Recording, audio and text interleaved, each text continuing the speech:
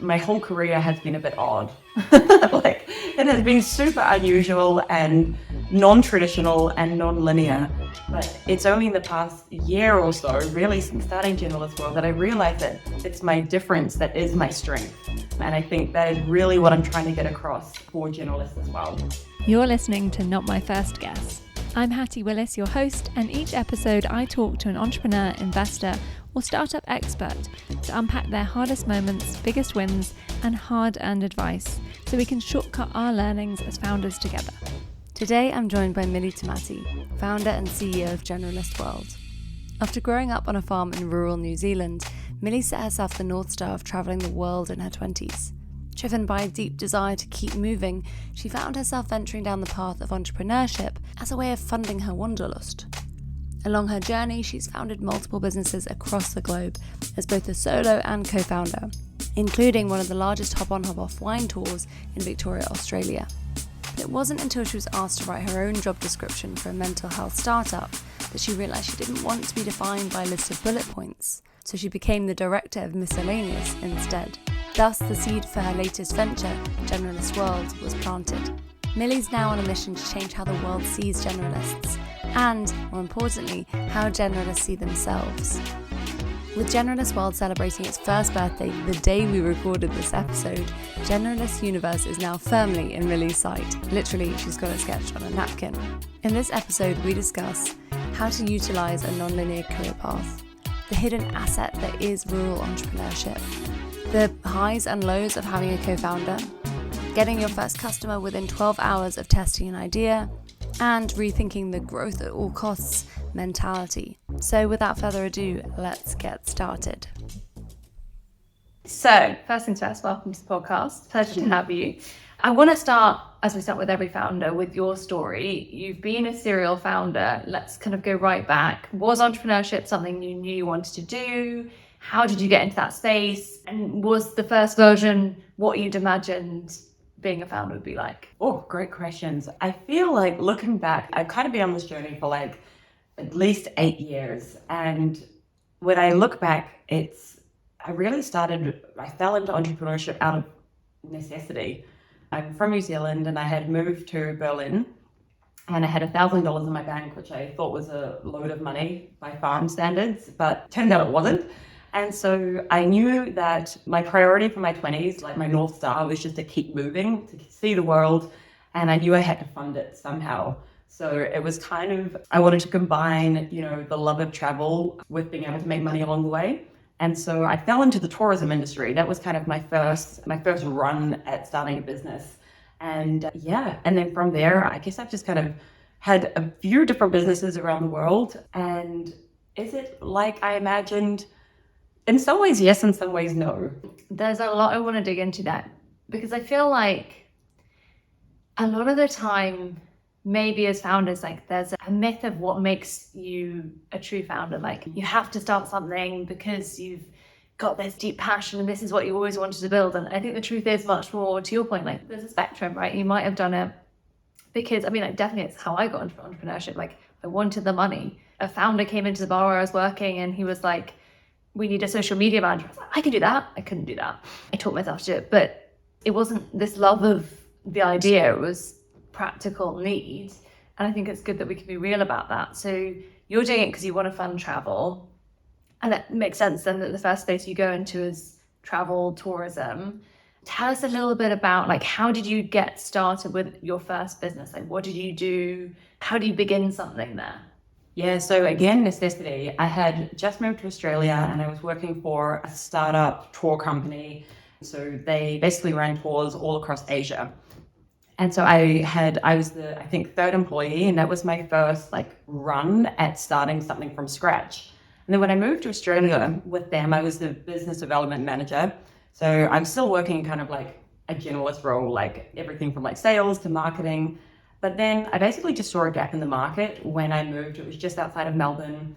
And it was one day there's a place called Mornington Peninsula, and it's got 50 plus different wineries and breweries. And I was out there with a pal and I was like, how do people get around here? And the only way to do it was to book a really expensive, really boring wine tour. And I was like, yawn, I want to go to all of them. and there was no way to do it. And so I went home, it was 10 p.m. and I couldn't stop thinking about it. And I was like, I think there could be a hop on, hop off wine tour here. And so I enlisted the help of a woman I used to work with when we were guiding together in Croatia, Ashleen, and she became my co-founder, and we ended up launching Hops and Barrels, which ended up being one of Victoria's largest hop on, hop off wine tours. It's really fun.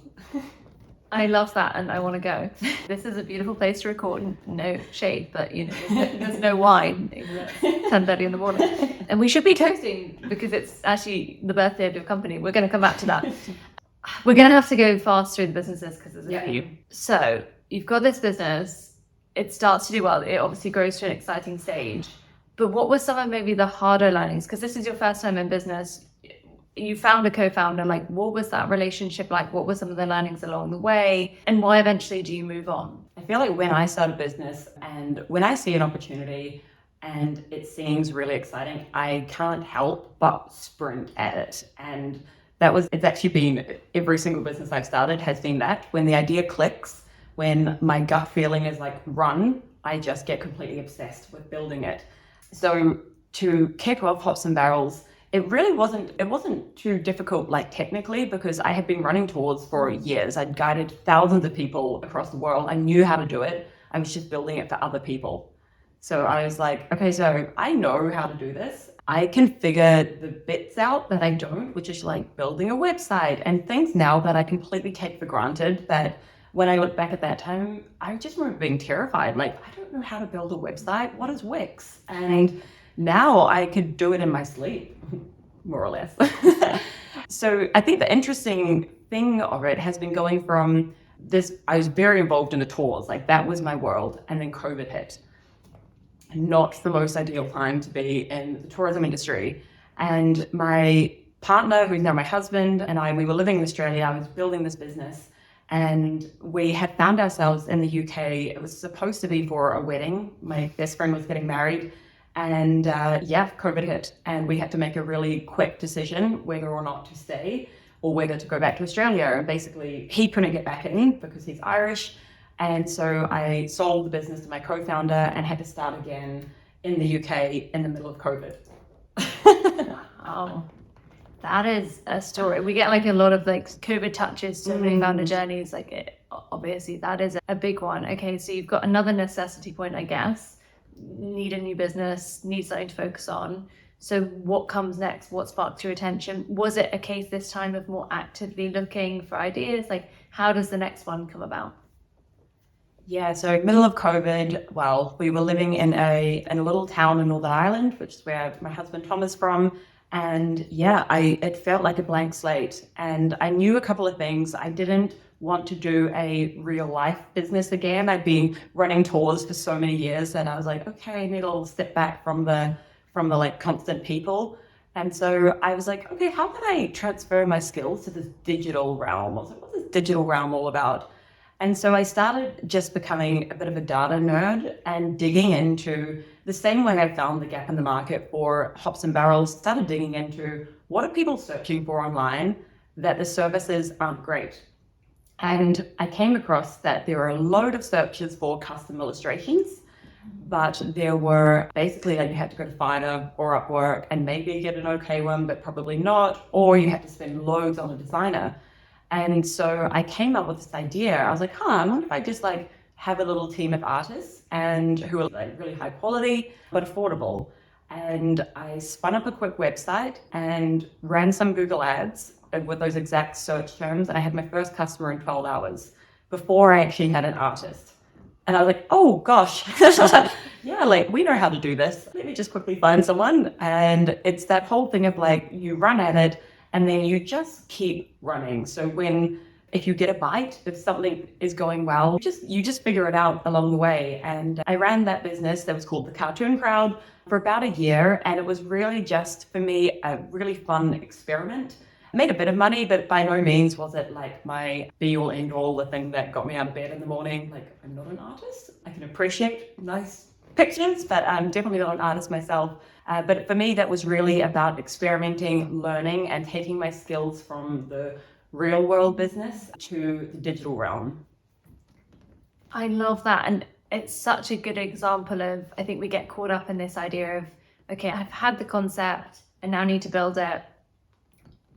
First step is go hire the artist, right? And you're so spot on, like, let's prove the demand before we recruit a team, especially when that then is just a cost base, right? You don't know how many to hire, all of these things. So really smart way to go about it, and some lessons there for those who are feeling like you need to go and build something before. Pause, ask yourself, actually, have I proven the demand? And actually, can I backfill it after I've sold something? Normally the answer is yes. And also you'll learn a ton. Presumably you learn a ton from the person who asked for your first project, right? Absolutely. Like, who do you need to hire? What is the actual scope?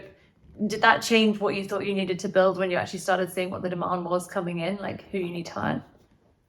Yeah, absolutely. When I had ran Google Ads to it, I had absolutely no idea who was actually going to see them and answer them. And my first client ended up being a company in Canada who wanted to turn their entire team into superheroes. Like, I couldn't have guessed that. So I then needed to find someone who like specialized in superhero art. I love that. That's brilliant. What like fun first project. It was fun. And then I love the other bit of actually, like, there are points where we're doing something because it's what we want to get out of bed for, and sometimes we're just learning. And again, there is this like, I don't know what the word is, like, it's not stigma, but there's definitely a sense in the startup world that there's like a hierarchy of who the best founders are, and who's a real founder. Is that something? And I think it links back to what you're doing now with Generalist World, right? It's like snobbery, maybe. And I wonder if that's something we could talk about a little bit of what you thought a founder should be and what a generalist maybe feels like they're expected to be and aren't, and how those two intertwine, if that's not too abstract a question. Yeah, it's a really great question. I feel it often because I live on this little island. I don't live in a city. I'm very much out of the day-to-day circle of this kind of startup world, but yet because of the world and our connectivity, in some ways I feel like I'm really a part of it. So sometimes, like when I go to like a networking event, I totally feel like a fish out of water, and I have to remind myself, like, you totally deserve to be here, like just because you're doing things a little bit differently. And I think the generalist like element just speaks to this, because my whole career has been a bit odd. Like, it has been super unusual and non-traditional and non-linear. But it's only in the past year or so, really since starting Generalist World, that I realized that it's my difference that is my strength. And I think that is really what I'm trying to get across for generalists as well.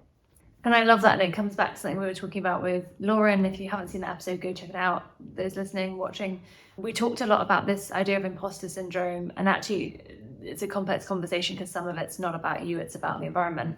There is a point in there about actually something that flipped it for me was going into these rooms where I felt like, a good recent example, I work with a space company who I consult with.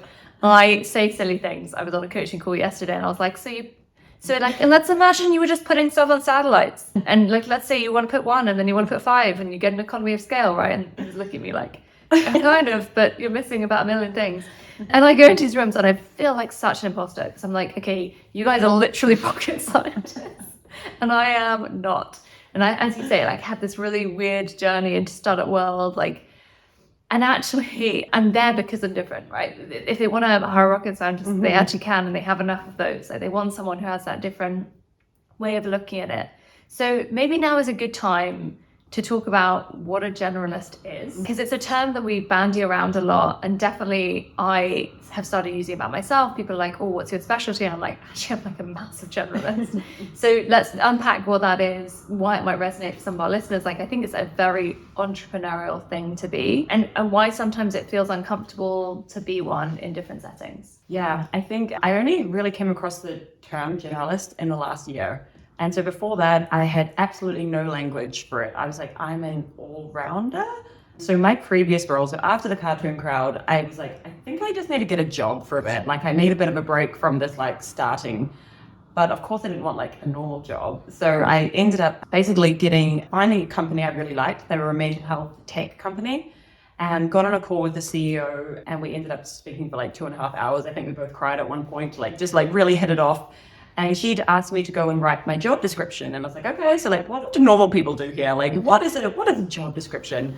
Because I'd just been working for myself for so many years. And when I sat down, pen to paper, to write the job description, I realized I did not want a job description. I was like, I don't want to be like suffocated into these little bullet points of where I work and what I can do. I was like, put me across every team except for engineering and design, and let me be the thread that ties it all together. Let me be the glue. Like, I will spot patterns, I will spot problems, I will help you solve the problems, and I will be the most productive and the most fun if you don't put me into a box. And she was like, all right, that's not the usual, but she gave me the contracted title of Director of Miscellaneous, which really was the start of Generalist World. It was the seed. It was the first time an employer or anyone had seen me and seen the skill set, which is by all means very broad, and said, perfect, don't change a thing. Like, this is your strength. And it was really the seed. So that's when I really started thinking, why don't I know anyone else like me? As I was updating my LinkedIn with this Director of Miscellaneous, and I looked around, there's like the sea of LinkedIn professionals, and no one else seemed to have a title like that. I would literally change my email signature depending on who I was emailing that day. Like, that was how I was working across so many different teams and problems. And I realized that it's a big world and I cannot be alone in this. There must be other generalists out there. So why don't I try to find them? And that was the start. It started with just like one-to-one conversations. I was so inspired by the people I was meeting. I was equally inspired and intimidated because I was like, oh my gosh, these people. But there was this common thread that there was like this stigma around it. Like, they would tell me what they did. And like, I just had lunch yesterday with one of our community members who's like a neuroscientist turned ed tech entrepreneur turned product leader. She's also an artist. And I was like, I'm sorry, what? I was like, that she really struggles to tell her story, even though by all accounts, she is absolutely incredible. And this is time and time again that I see in Generalist World. People, just because they haven't fit into society's tidy boxes, they then feel like they're not enough. And my big thing is redefining what it means to be a generalist and how we fit into the world, how the world and companies see us, and how generalists see themselves. And it's really going from this just a jack of all trades to seeing it in a positive light, as you are a specialist, you are an expert in learning, in problem solving, and big picture thinking, and spotting patterns. So I would say, like, a year in, I'm still figuring out the exact definition. Sometimes I feel like I'm swimming in the dark a little bit, because it really is. It's not like a blueprint that I'm following, which the other businesses kind of have been. So there is a lot of times where I'm like, question mark, what I'm doing next. But yeah, I'm really just listening, learning, meeting as many generalists as I can, and trying to pull all of those threads together to just build something really like helpful. It strikes me, and this may be me projecting, so forgive me, I'm in awe, genuinely, of your stepping back and saying, I don't want a job description. Like, I cannot imagine myself doing that. Like, I just can't. And my brain is slightly short-circuiting. And this idea, like, I 100% know myself. And like, if someone said, like, go write yourself a job description, I'd write it. It would have very different bullets for different things. But like, I would put myself back in a box. I would draw a box around myself. I would feel like if I couldn't do that, then I was failing them and myself. And what was that actually like, that process? Was it, because it sounds really neat now, emotionally, did it feel like an epiphany moment? Did it feel easy? Was there some warring there? Or was it just something you actually felt equipped to be able to say? Because it strikes me that there is such a brilliant valuing of self that is happening there that is really rare. And I want to say rarer for women, because actually we've been often told that you do end up intrinsically having all these hats as a founder anyway, but particularly I think as a woman in business, you end up having to feel like you have to overprove yourself in so many ways, and that comes from having to over-credential yourself or over-justify why you deserve to be in a space. And so do tell me if I'm projecting, but like, was that process as easy as it sounds? It's always funny looking back at something like this in hindsight. My memory of it is it wasn't difficult. And the reason it wasn't difficult was because I knew this was in her best interest. in the CEO's best interest. I was like, this is good for you if you let me be free to do this kind of odd role. But I think that also comes with a level of like self-awareness that I certainly wouldn't have had 5 years ago. Like it comes with a little bit of age, a little bit of confidence, a little bit of like building businesses has been incredible for my self-esteem. I'm like, oh my gosh, what? I can build a business and people will pay me for things? Like that is such a, for me, an incredible feeling of knowing that you can create something that people value enough to pay for. I think that's been a really huge thing for my self-esteem and my confidence. So by the time I was applying for this job, I built businesses and I was like, I know the value I bring here, but that definitely comes with age, I think. And it strikes me, having had a lot of conversations with friends who are shutting down businesses at the moment, that this is almost like the role that they want to carve out, but they don't know they can carve out at new businesses. We've had a lot of conversations about, when I'm talking to them, well, the value you bring as a founder to the new thing is that you can see the big picture, but you know when to go deep, and you can go deep because you've actually done a lot of things and you know how to muddy things along enough to get them to the stage where you do hire the right person, but actually you don't need to right now. And it's been an interesting journey because what I've observed is, and again, for those listening, I hope this can be a bit of a beacon of maybe how you should be seeing yourself, because when you're going through that process of shutting down a business, your self-esteem maybe isn't as high. And actually, it sounds like from your journey, you've had the successes and then you shut them down for the right reason. When you're shutting down a business, then not because you want to, but because it didn't work. And I think even if you're in that position, valuing what Milly's talking about, which is the skills that you've got, that you are now taking for granted that you can build a website, but you taught yourself that. You're now taking for granted that you evolved the business, and okay, it didn't work, but you spotted those patterns, those problems. So even if you're in a space where you're feeling like that would be a nice place to have that sense of self-worth, push yourself to have it, because if you've been a founder, you almost certainly do have those skills and that mindset that, to your point, being, I'm still like, I just love that you were able to step back and say, well, this is the way to bring her the value, because I genuinely think that's spot on and something I now aspire to be able to say. And I think like I'm getting better at that, but I still fall into the trap of putting myself into a box. So let's come to Generalist World, because you're building this community of people who do think differently and are trying to work out how to position themselves in the world. So talk to us a little bit about how that business has evolved. What did you think it would be at the start? How has it changed from there? And we're celebrating a year today. Woo, like party time, we should have got this next time. So tell us about the journey so far in the first year. What have you bet on? Where have some of those bets been wrong and you've had to adapt? What have been some learnings along the way? I'm sure it's not all been roses. Celebrate the successes, but also like be candid about the hard bit. Oh my gosh, so many. It is incredible to think it's been a year. It feels like when you're in this like building mode, it feels like it's been 10. Like I can't really remember life before Generalist World. It's completely consumed my world. Okay, so when I first started it, I knew my why was very compelling. It was like, I've had this strange career and I don't know where I fit into the world. And I don't know anyone else that looks like me. Very deep, very like, unlike the cartoon crowd where I was like, that looks like it could make money. This was like a me thing. This was a deep thing I felt that I was pretty sure there were lots of others like me. And so my first kind of milestone was like, let's get people together.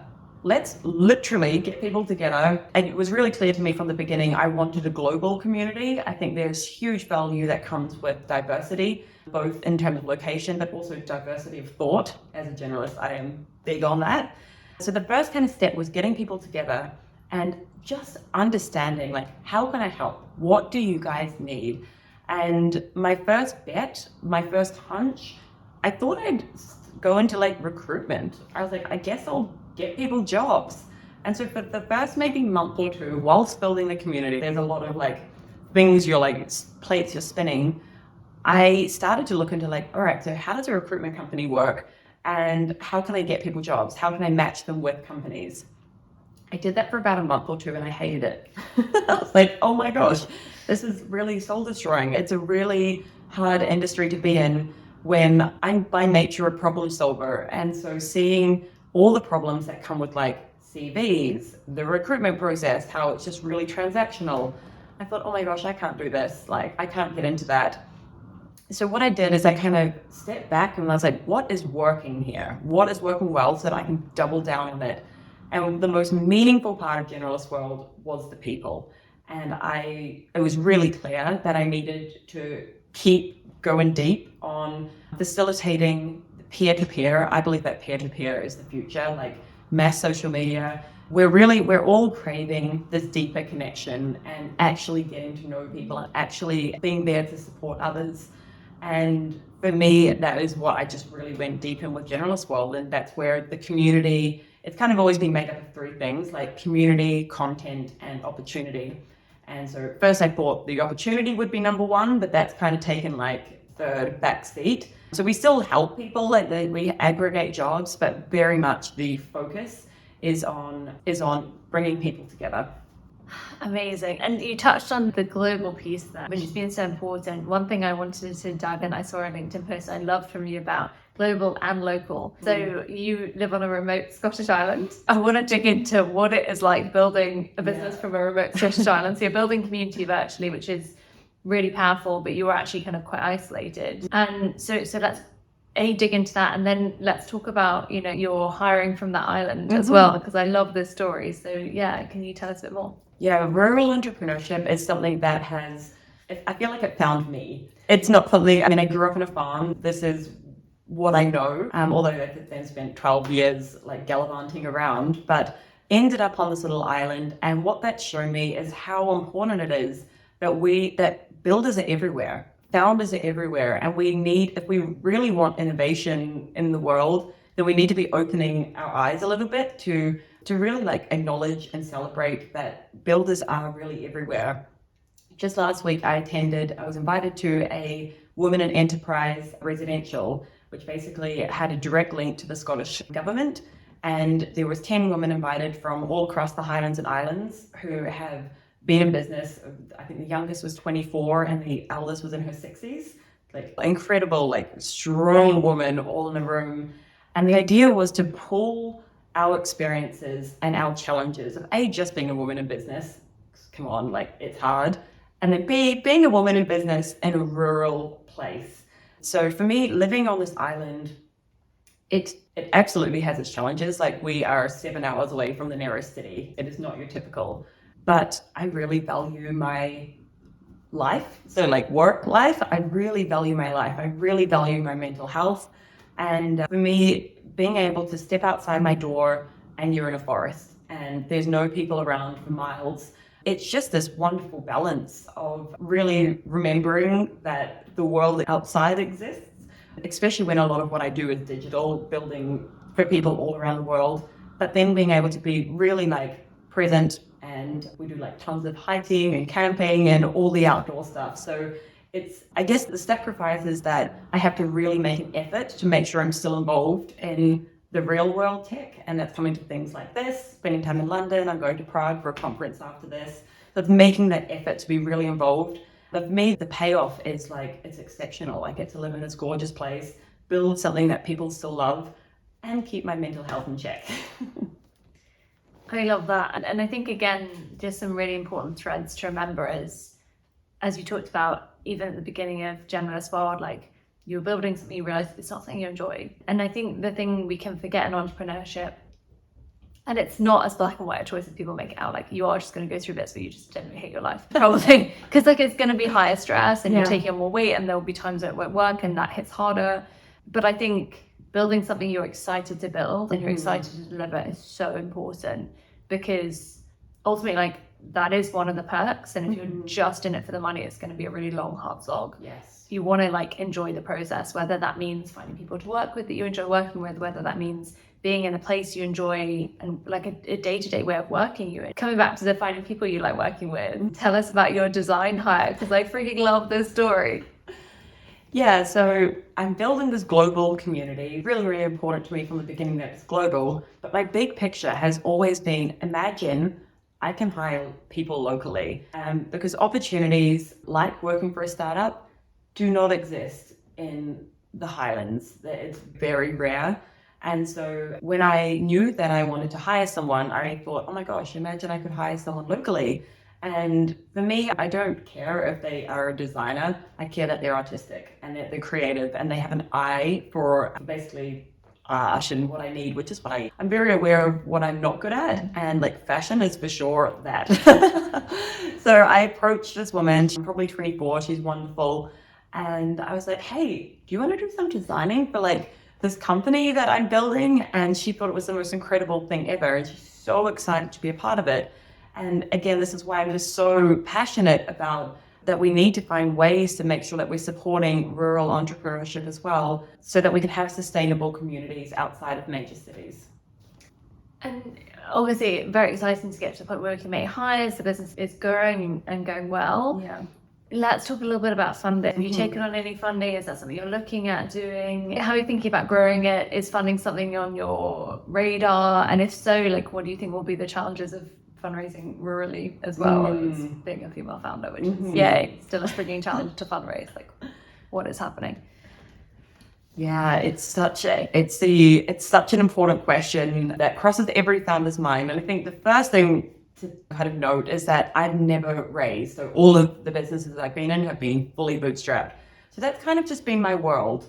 And then I think the second thing to note is when you're starting a business and you look online and you see everyone like on LinkedIn, everyone seems to be raising, and there's not really stories of people so much who are just like bootstrapping, and they're like either being profitable from the beginning or putting their own money into it. And when I started Generalist World, there was traction very quickly. People were extremely excited. They were paying for a product which didn't exist yet. They were paying for me to go and build it, basically.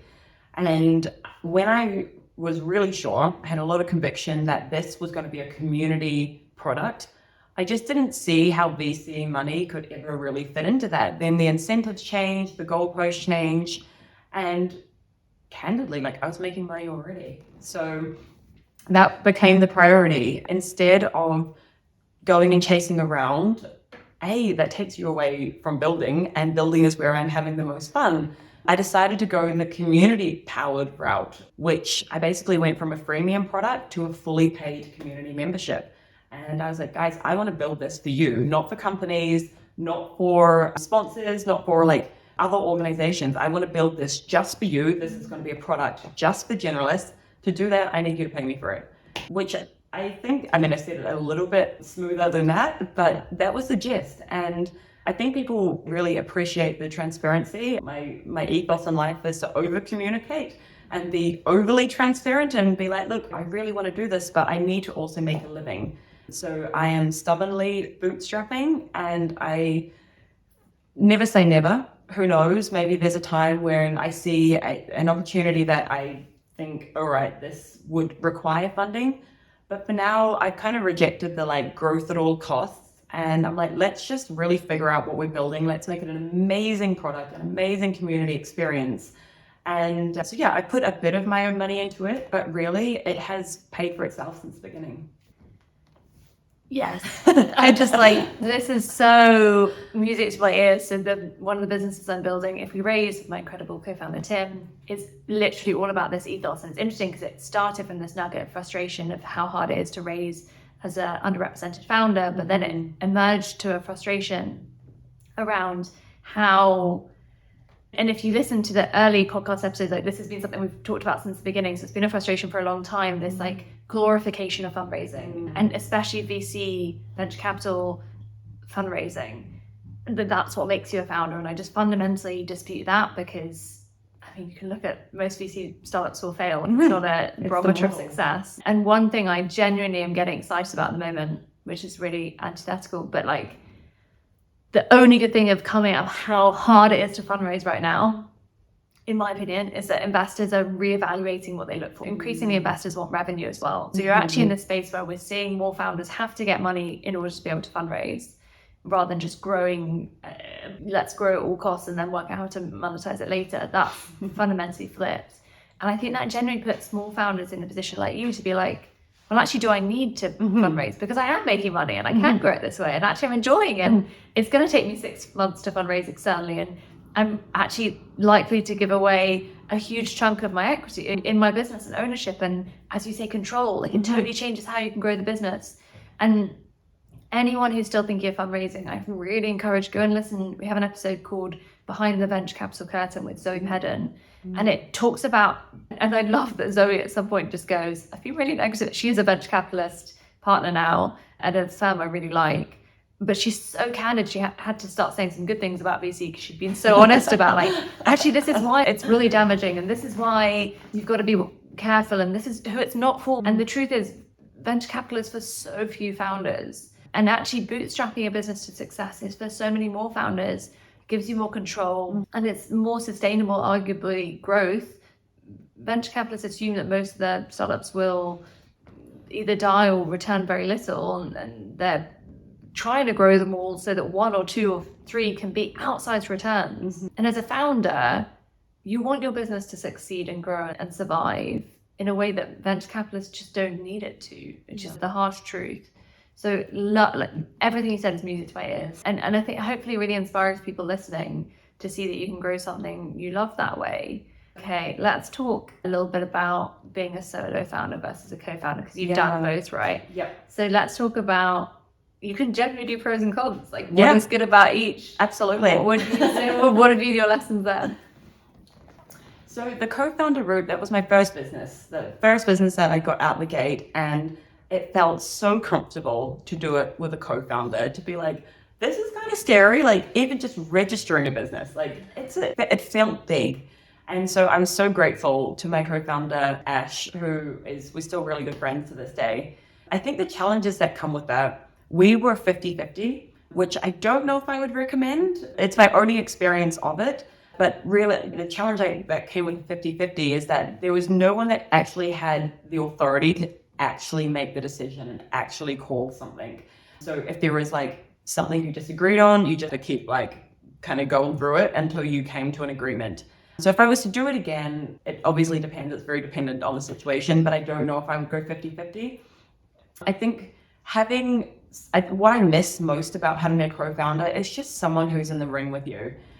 There are so many decisions, like literally every single day, that I have to make on my own, like the amount of pacing I do in my living room, being like, is this right? Just having like a soundboard to be able to bounce ideas around, know that someone is going to be there through the ups and the downs. It is so valuable. I guess the pros for me of being a solo founder is maybe you can do things however you like.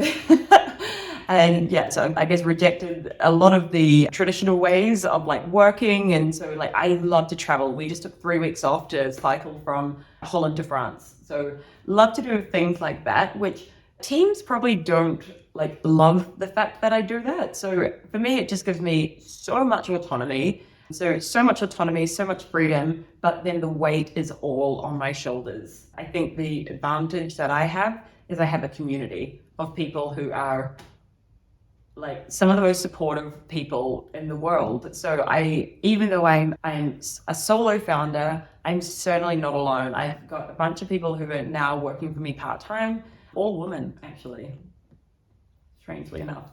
And an entire community of people who are cheerleading. Like just as an example, I got some really bad news on Sunday and I went straight to the community on Monday to be like, I have a really big week coming up, but I just got this horrible bad news yesterday. And it was just a flood of messages being like, let us take something off your plate. What can we do this week? Where can we jump in?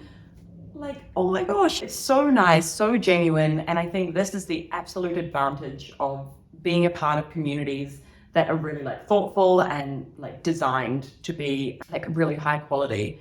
So I think when you're deciding, should I get a co-founder, should I not, there's no right or wrong answer. You just have to really look at your situation, look at where you are in your entrepreneurial journey. If I was at the beginning, I would probably still lean toward doing it with someone. It just makes it really a lot easier. But then once you kind of get your stripes and you get a few reps, then your confidence will grow and maybe you'll be fine doing it on your own. But it's also really dependent on personality. Yeah, 100% that. And I think it's really fascinating. We've had a mix on the show of people who've done it exclusively solo, some who've done both, lots of co-founders. And I'd love that your community came to support you. That's amazing. I'm really like, that warms my heart. And we had, ironically on Monday, so obviously just after this happened, we had a lunch and learn for if we raise around culture building with actually, this is so not intended to be a plug, but now it is. Next episode is with Nat and Alicia from the Future Kind Collective, who did that lunch and learn. And one of the things, I won't steal her thunder for the next episode, but one of the things she talked about was culture being not just how does your team interact, the default behaviors there, but also what are your customers' default behaviors. So if you've got the right culture, your team know how to serve customers so much more intuitively and can make decisions even without you there of how to serve them. But actually the way your customers then want to come and support you is totally different. And she'll tell an incredible story about a company, I'll leave you to guess till next time, that is around a company that had set up and running in a small town. The small town flooded, and the company literally hadn't got any money they hadn't got insurance, and they were going to have to shut down until all of their customers literally turned up with mops. Wow. And told them that they needed this company to survive because they didn't want to live in the town without them, which is kind of remarkable. And product market fit. Exactly. And you speaking about your community coming to your support, that's incredible. And I think if you get it from a co-founder, great. Like, I messaged my co-founder yesterday to say, I've got a doctor's appointment, I can't make this call, are you okay to take it on your own? And my co-founder came back immediately and said, what can I take off your plate? I was like, no, it's not that kind of doctor's appointment, we're all good, like, it's fine. But like, if you can find that in other ways, I think this is it. Like, don't just assume it has to come from one route. If you're building something, you don't have a co-founder, which lots of people just don't find the right person. Like, it is so, it's like a relationship, like finding the right person is in large parts luck as well as actively looking for it if you are. So love what you shared there. Okay, I want to come to what's next for Generalist World. So what is getting you excited? So you've got this thing that you felt that you love and it's wonderful to hear. What is next on the horizon? What is keeping you, the fire burning for you? Yeah, so I kind of feel I like in business, growing a business to like almost like climbing a mountain. So the first bit, you're going to be like sweating and you're like, it's a bit blizzardy, you can't really see where you're going, you really don't know where you're going to get to. We're now officially a year in, and I feel like I hit a bit where I could just sit for a second and have like a protein bar. To be like, okay, like take a second, take a breath, like let's evaluate, we're still going up, but which direction? And I think the wonderful thing about Generalist World, it feels like I have this kind of like napkin sketch of like Generalist Universe, of like so many directions we can take. Some of the biggest challenges I'm facing at the moment is deciding which way to go up, which thing to do. It's been the first time in my life where I've had to be saying no to most things. Like, that's never happened. I've been like, oh my gosh, opportunity, come on in. But this is the first time that I've had to actively really evaluate, like, is this going to put me toward where I'm heading up next? So I think the first year was really solidifying that community. I'm really solidifying that community experience, understanding who we're serving. That was a big lesson. At first I was like, all the generalists. And then as you, like anything, you start to dig in closer to like, who is our ideal member? Who can I help best? And so I'm pretty clear on that now. And so it's now that the community is kind of taking over, I've hired someone to be able to help me run it, which was really amazing. It's kind of looking upward and outward.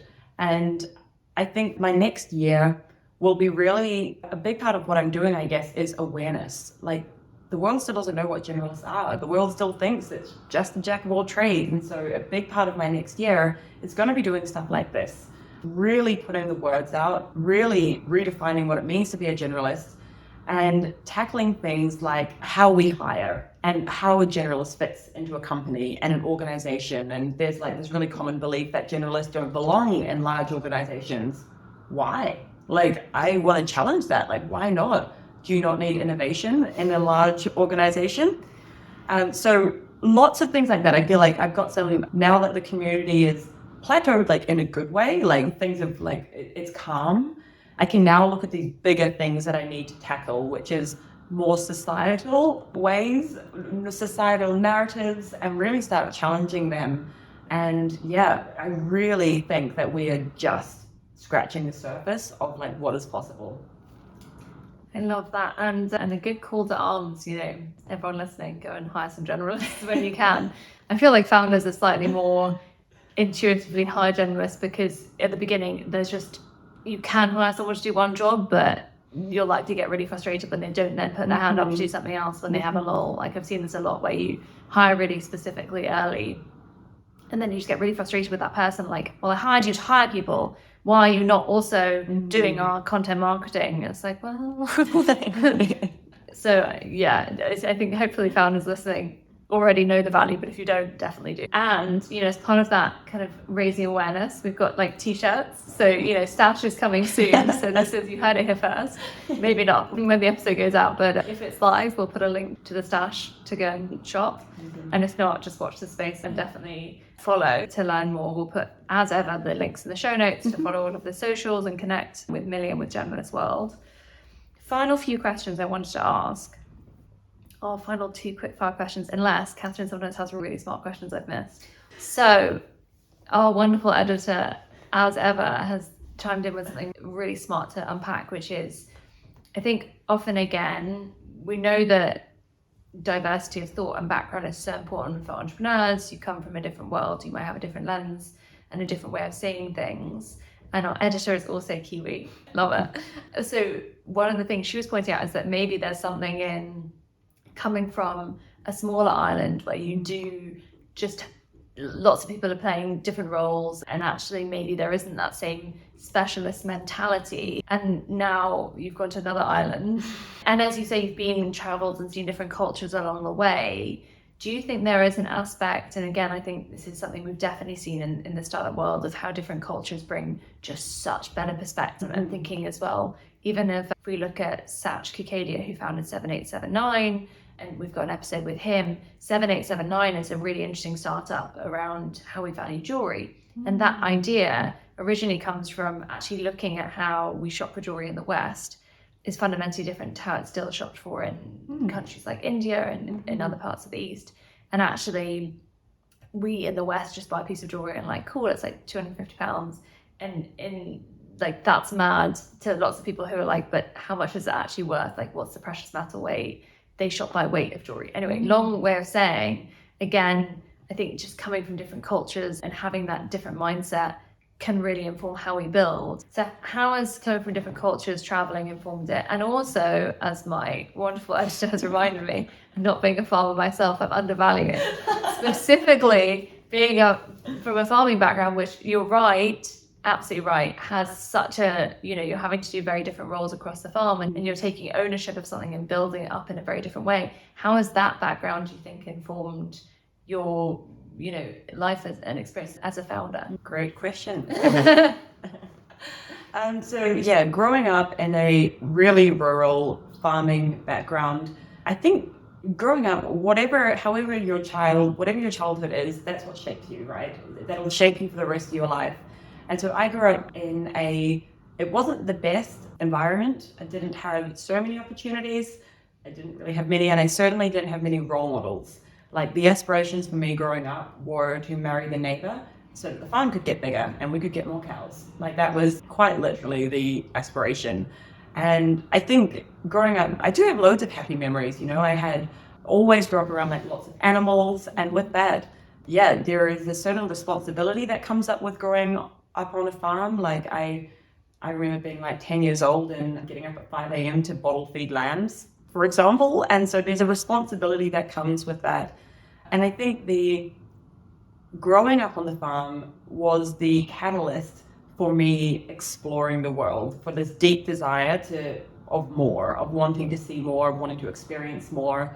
I think there's really something there with like gender roles as well. Like, my dad was the breadwinner and my mum was the mum, and like, there's absolutely nothing wrong with that.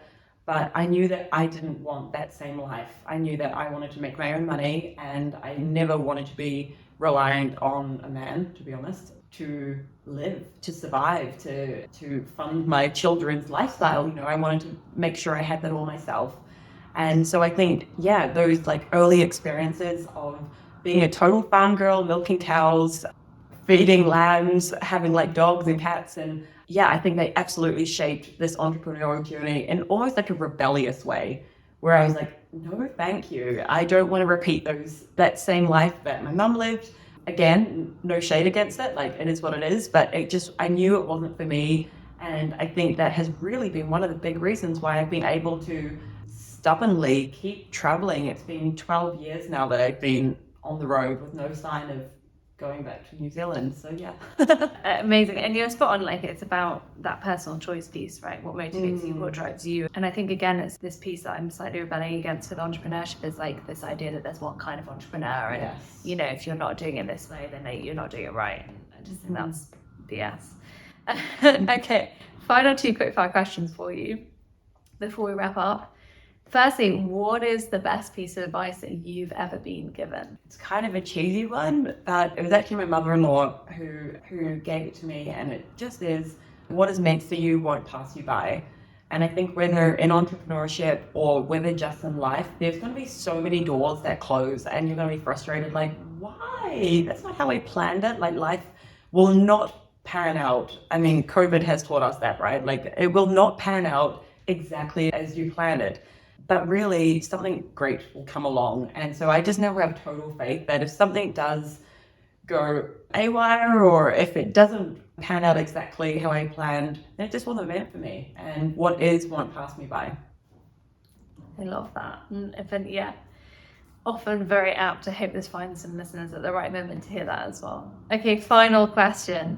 What is your proudest moment as a founder? There's a lot, right? There's a lot of like micro proud things that happen all the time. But I really think one of the proudest was hiring someone from Rise, being able to create an opportunity where opportunity just absolutely did not exist in that space and giving someone the chance. I think entrepreneurship is an amazing opportunity to create opportunities for others and to be able to do that in a really rural place where it just didn't exist. To see her eyes light up when she got to work on something that she really loved, it was pretty amazing. So I was quite proud of that. Amazing indeed. I love. And you're right, it's the small moments as well. Okay, we need to wrap up there. There's so much we could talk about. We will put links to everyone to follow you and connect. Do stay tuned. And if you want to reach out and join the community, then definitely do. It's a space which is made for you if you're feeling like you're a generalist who's been a bit unloved in the wider ecosystem. So highly encourage that. Milly, thank you so much for your time coming on. Thank you. Enjoyed this episode? Let me know what you want to hear next. Are there particular business models you're interested in? Particular angels of founder life you'd like us to explore more? Drop us a note through our LinkedIn page, Not My First Guess Podcast, or at Not My First Guess on Instagram. And for those of you curious what I get up to when not interviewing founders for this show, I have a new startup, If We Raise, aiming to get expertise and capital to underrepresented founders earlier. You can follow what my co-founder Tim and I are up to via at If We Raise Together on Instagram or at If We Raise on LinkedIn and Twitter. We'll be sharing our lessons learned along the way, as well as highlighting the incredible founders and angel investors joining the If We Raise journey.